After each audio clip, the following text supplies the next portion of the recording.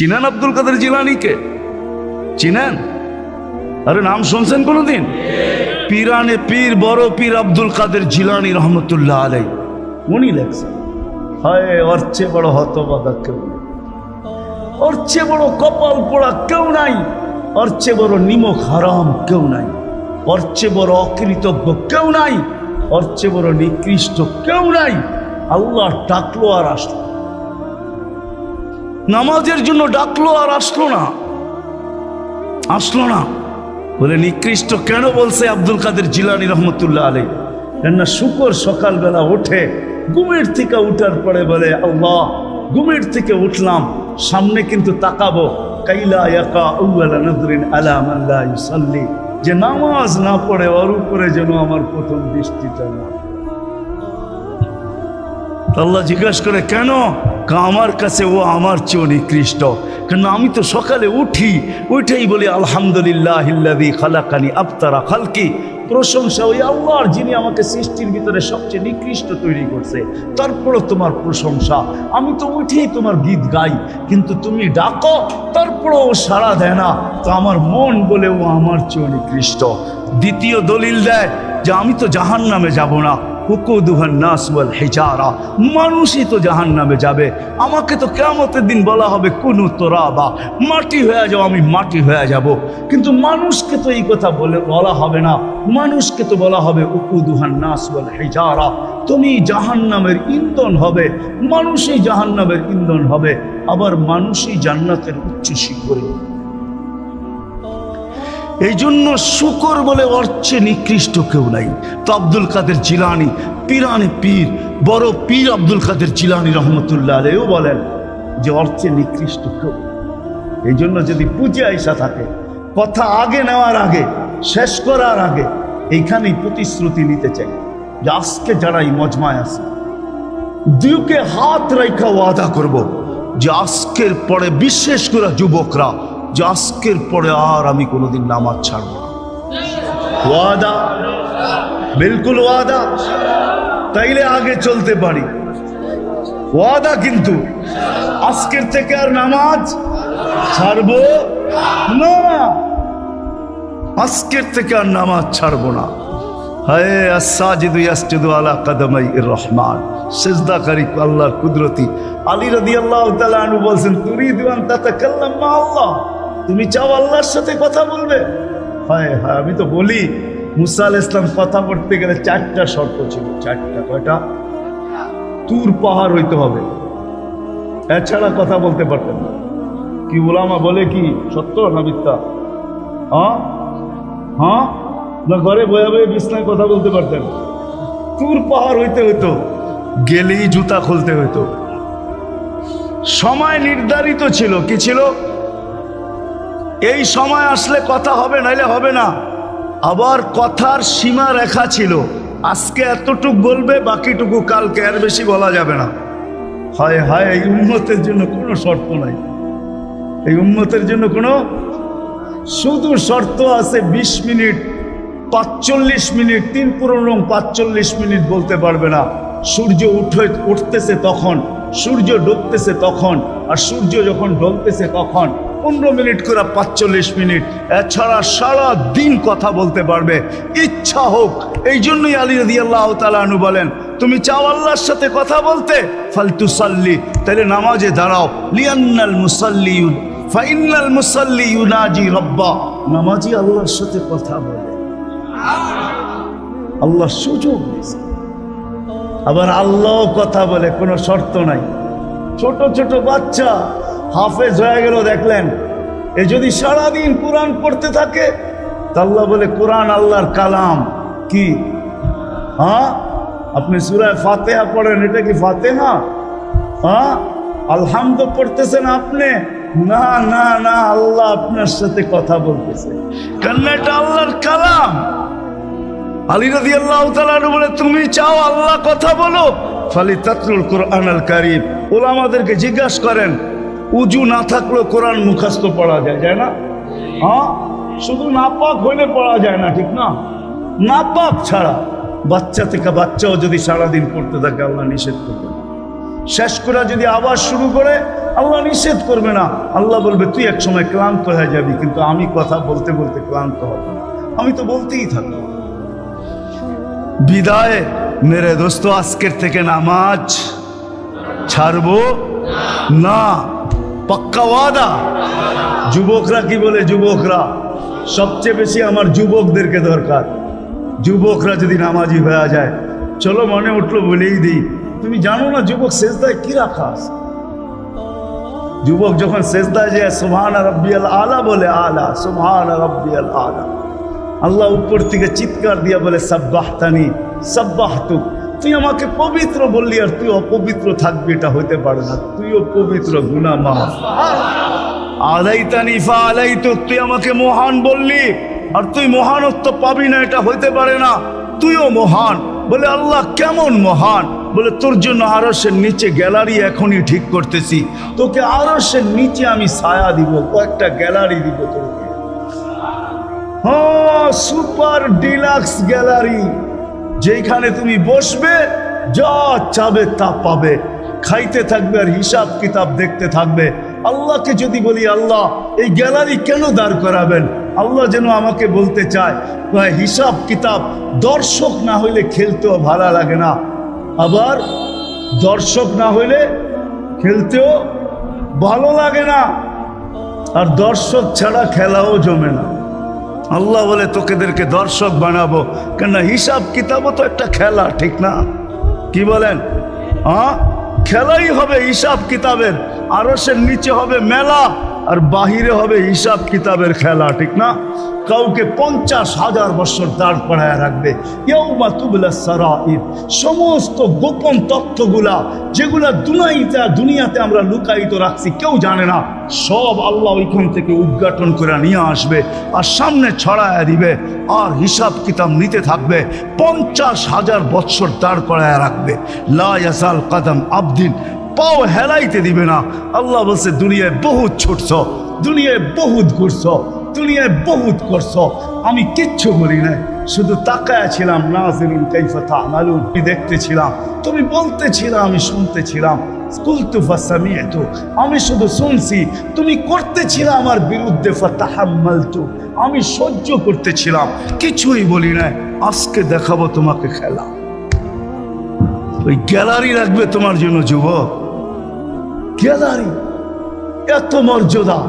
জমিনে চলবে তুমি, আরেক হাদিস নিয়ে নাও, জমিনে চলবে, আল্লাহ তোমাকে দেখায়া দেখায়া উপর থেকে বলবে লাউলা ইয়া শাবাব, ও যুবক তুই যদি জমিনে না থাকতি, লাউলা শাবাবা খুশা, ওই যুবক যদি জমিনে না থাকতো, যারা আল্লাহর ভয়ে নিজেকে লজ্জাপতির মতো গুটায় আনিছে, আজান শুনতে দেরি, মসজিদের দিকে দৌড়াইতে দেরি হয় না, আল্লাহর হুকুম সামনে আসতে দেরি, পুরা করতে দেরি করে না, নবীর তরিকার বিরুদ্ধাচারণ করে না, এইখানে একজন যুবকও পাওয়া যাবে না।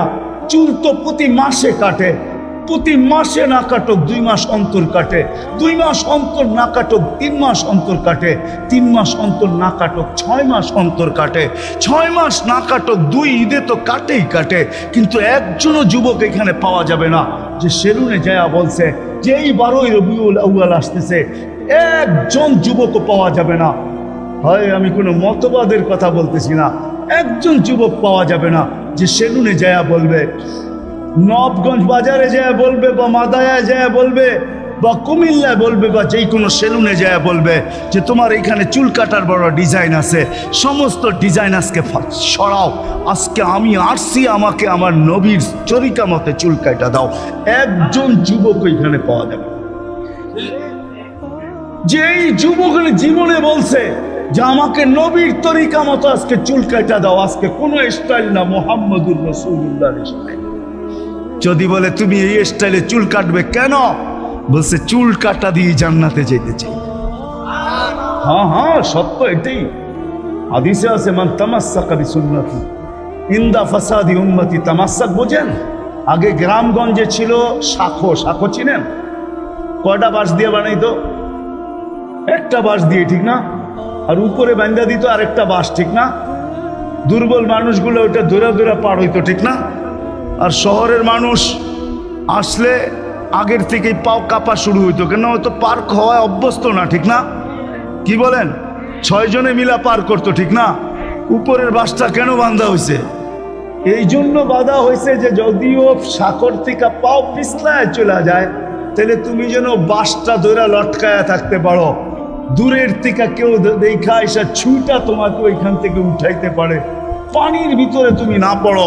আল্লাহ রসুল বলে একটা সময় আসবে, কোন উম্মত যদি আমার একটা সুন্নত ধরে এরকম লটকায় থাকে, তো আল্লাহ রসুল বলে তাকে 1 শহীদের না 100 শহীদের সওয়াব দেওয়া।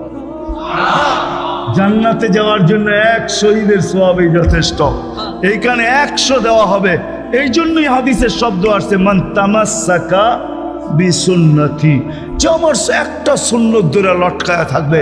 যুবক যদি ভাবে যে কোনো সুন্নতই তো আদায় করতে পারতেছি না, না পরিবেশের জন্য পারতেছি, না দুনিয়ার জন্য পারতেছি, কোনোভাবেই পারা সম্ভব না, আমিও জানি পারা সম্ভব না, সবগুলোর উপরে আমল করা যাবে না। যুবক যদি বলে যে আমি আমার চুল কাটাকে সুন্নত বানায় নিলাম, নবীর এই সুন্নত ধরে আমি আটকায় থাকবো, লটকায় থাকবো, যখনই সেলুনে যাব ওকে বলবো সমস্ত ডিজাইন সরা, আমার নবীর ডিজাইনে আমাকে কাটা দে। আমার বিশ্বাস চুল কাটা দিয়ে সে যাবে, চুল কাটা দিয়া একজনও পাওয়া যাবে না, আরেকটা বললেও পাওয়া যাবে না। এই পুরা গ্রাম না, পুরা চান্দিনা থানায় উপজেলার ভিতর থেকে কোনো নববধূ পাওয়া যাবে না। পাওয়া যাবে চান্দিনার গ্রামে গ্রামে এখন বিউটি পার্লার আছে না নাই? হ্যাঁ, ঘরে ঘরে বিউটি পার্লার আছে, অনলাইনে সব বিউটি পার্লার চলে, অনলাইনে এসে সেই জায়গায় যায়। কোনো নববধূ পাওয়া যাবে না যে বিউটি পার্লারে যায় বলছে তোমাদের সমস্ত সাজ রাখো, আজকে আমার প্রথম রাত্র, প্রথম দর্শন, প্রথম জীবনের রাত্র, এটা আর জীবনে কোনোদিন ফিরে আসবে না। আজকে আমার বাসর রাত্রে হবে, আজকে আমি সাজতে আসছি, কিন্তু তোমাদের ডিজাইনে না, আমাকে ফাতেমার ডিজাইনে সাজায় দাও। বাকি অন্য দিন আসবো, তোমরা তোমাদের ডিজাইন মতো আমাকে সাজায় দাও, কিন্তু আজকে প্রথম রাত্র আমি ফাতেমার ডিজাইনে সাজতে চাই। একজন নববধূ পাওয়া যাবে না। কি বলেন? চলে তো যাব, আমি কথা শেষ জায়গায় চলে আসছি, চলে তো যাব। 100 বছর আগে যারা ছিল ওরা আজকে নাই, 100 বছর আমরা পরে আমরা থাকবো না। জীবনটা বড় ছোট, আল্লাহ রসুল বড় দয়া দিয়ে আমাদেরকে বুঝাইতে চেষ্টা করছেন, উম্মত হেদায় হারায় না, ওই জীবনটাকে হেদায় হারায় দিও না, ওটাকে গ্রহণযোগ্যতা পর্যন্ত পৌঁছাও, গ্রহণযোগ্যতা পর্যন্ত পৌঁছাও। কিয়ামতের দিন আমি যেন তোমাদেরকে নিয়ে গৌরব করতে পারি। জিজ্ঞাসা করেন, হাদিসে আছে, আল্লাহ রসুল আমাদের কাছে দরখাস্ত রাখছে, এরকম হয়ে আইসো যে আমি কিয়ামতের দিন তোমাদেরকে নিয়ে গৌরব করতে পারি। এরকম নিয়ে আইসো না যে আমি কিয়ামতের দিন তোমাদের বিরুদ্ধে চলে যাই। আমি যদি বিরুদ্ধে চলে যাই তো আল্লাহও চলে যাবে। আমি দুনিয়ার বাস্তব হায়াত, কোরআনের আয়াত দেখাইতেছি, এইখানে হাজি পাওয়া যাবে 2-4 জন, বেশিও পাওয়া যাবে। কি হজ করছেন আপনি? হ্যাঁ, হজ করছেন? আলেম ওলামাও পাওয়া যাবে, হাজি পাওয়া যাবে না? পাওয়া যাবে না? হজ করছেন? হ্যাঁ, উমরায় গেছেন? নাহলে উমরায় যাওয়া পাওয়া যাবে। মদিনা মুনাওয়ারা যাওয়ার পরে রওজায় একটা আয়াত লেখা আছে, রওজার উপরে কোরআনের আয়াত, ফাইন জাউকা, বন্ধু আপনার কাছে যদি আপনার উম্মত আসে, ওয়াস্তাগফারাল্লাহ, আর আল্লাহর কাছে যদি মাপ চায়, ওয়াস্তাগফারা লাহুমুর রাসূল, আর আপনি যদি একটু ইশারা করে দেন, লাওয়াজাদুল্লাহ তাওয়াবার রহিমা, তো আমি আল্লাহ মাফ করে দিব, দ্বিধা করব না। কত করছে দুনিয়াতে যে রসুল, যার কাছে যায় মাপ চাওয়ার পরে আল্লাহ গ্যারান্টি দিতেছেন, আয়াতটা লেখা আছে রওজার উপরে। বিশ্বাস না হলে বাড়িতে যায় যুবকদেরকে বলতেছি সার্চ দিও রসুলের রওজা, দেখবা এই আয়াতটা এখনো লেখা আছে ওইখানে, ফাইন জাউকা ওয়াস্তাগফারাল্লাহ ওয়াস্তাগফারা লাহুমুর রাসূল লাওয়াজাদুল্লাহ তাওয়াবার রহিমা। দুনিয়াতে আল্লাহর রসুল হাত করে দিলে আল্লাহ মাফ করে দিবে। তো আল্লাহর রসুল বলছে দুনিয়ার জীবনটাকে এরকম নিয়ে আইসো না, আমি যেন গৌরব করতে পারি, এরকমই নিয়ে আইসো। এরকম নিয়ে আইসো না যে কিয়ামতের দিন আমি তোমাদের বিরুদ্ধে চলে যাই। আমি যদি বিরুদ্ধে চলে যাই আর কেউ তোমাদের পক্ষে থাকবে না। এই জন্যই কোরআনে আরেক আয়াত আমাদেরকে চিৎকার দিয়ে বুঝাইতে চাইতেছেন, রব্বি ইন্না কওমি ইত্তাখাযু হাযাল কুরআনা মাহজুরা। ও আল্লাহ, উম্মতকে চোখের পানি জড়ায়া জড়ায়া বুঝাইছি। আমি যে চান্দিনার মানুষকে কেমনে বুঝাবো আমি বুঝাইতে পারতেছি না। কেমনে বুঝাইলে আপনারা বুঝবেন? যে রসুল দুনিয়ার থেকে যখন বিদায় নিতেছে তো জিবরিল আলাইহিস সালাম কাঁদতে কাঁদতে আসছেন। আমি হাদিসকে শর্ট করতেছি। আল্লাহ রসুল জিজ্ঞাসা করতেছে, আতাবকিয়া জিবরিল, আপনি কাঁদেন কেন? বলে আজকেই শেষ দিন, আর কোনোদিন ওহী আনার জন্য যাওয়া হবে না, আর ওহীর কারণে যে নৈকট্যময় পৌঁছতে পারতাম আর কোনোদিন পৌঁছতে পারবো না। আজকেই আমার শেষ, চাকরি শেষ, আমি এলপিআরে চলে যাব, ওই নৈকট্যময় জায়গায় যাওয়া হবে না, আর কিয়ামত পর্যন্ত কোনো নবী আসবে না, বিদায় কোনো নবীর দুয়ারে আমার আসার হবে না। আজকেই শেষ, বিদায় এলপিআরে যাইতে চলছি। ১৬,৩১৩ জন রসুলের কাছে আমার আনাগোনা ছিল, এই জন্য আমার চোখের পানি। তারপরে জিবরিল প্রশ্ন করছে, অর্থাৎ কি আনতা, আপনি কেন কাঁদেন? আমারটা তো জবাব দিলাম, আপনি জবাব দেন। তো চোখের পানি আরো বেড়ে গেছে। বলতেছে জিবরিল, এক প্রশ্নের জবাব এখনো বাকি। বলছে সেই প্রশ্ন কি? বলে ফামাল্লি বাদিলি উম্মতি, আমার পরে আমার উম্মতকে কে দেখা রাখবে, কে বুকে জড়ায়া রাখবে, কে পাহারা দিয়া রাখবে? আমি তো ছিলাম উম্মতের কান্ডারি, চলে তো যাব, মালাকুল মউত দাঁড়ানো আছে, অনুমতি দিতে দেরি, বুকে হাত দিতে দেরি করবে না। তুমিও বলতেছো আল্লাহ অপেক্ষায় আছে, আল্লাহু ইয়ান্তাযিরু, আল্লাহ আপনার অপেক্ষায় আছে। ঊর্ধ্ব জগতে খুশির বন্যা চলতেছে, সমস্ত ফেরেশতা আরশ পর্যন্ত জমতেছে। একটু পরে বন্ধুর কাছে চিরদিনের জন্য চলে আসবে। পরের হাদিসের শব্দ আমাদেরকে এটাই বুঝায়। তো জিবরিল আলাইহিস সালাম বলতেছে, আপনি কাঁদেন কেন? বলছে এক প্রশ্নের উত্তর এখনো বাকি, আমার পরে উম্মতকে কে দেখা রাখবে, কে পাহারা দিবে? আল্লাহ জবাব পাঠাইছে, লা আতরুকু উম্মতাকা ওয়াহদা ওয়ালা আতরুকু উম্মতাকা ফারদা, আপনার উম্মতকে আমি একা ছাড়বো না, আমি দেখা রাখবো, আমি উম্মতকে পাহারা দিয়া রাখবো। কেমন বন্ধু জানেন? উলামা আছে, এই জন্য বলতেছি। কিয়ামতের প্রত্যেক দিন জুমার সময় আপনাদের খতিবরা খুতবার ভিতরে এটা পড়ে, ইন্নাল্লাহা মালাইকাতাহু ইউসাল্লুনা আলান নবী ইয়া আইয়ুহাল্লাযীনা আমানু সাল্লু আলাইহি ওয়া সাল্লিমু তাসলিমা। পড়ে না? উলামায়ে কেরাম কিভাবে বুঝছে আমি জানি না, আমি অন্যভাবে বুঝছি। এই আয়াত আমি অন্যভাবে বুঝছি। উলামায়ে কেরাম বলবে আল্লাহ আমাদেরকে দুরূদ পড়ার হুকুম দিছে, আমিও বলবো হুকুম দিছে, কিন্তু আমি এটা অন্যভাবে বুঝছি।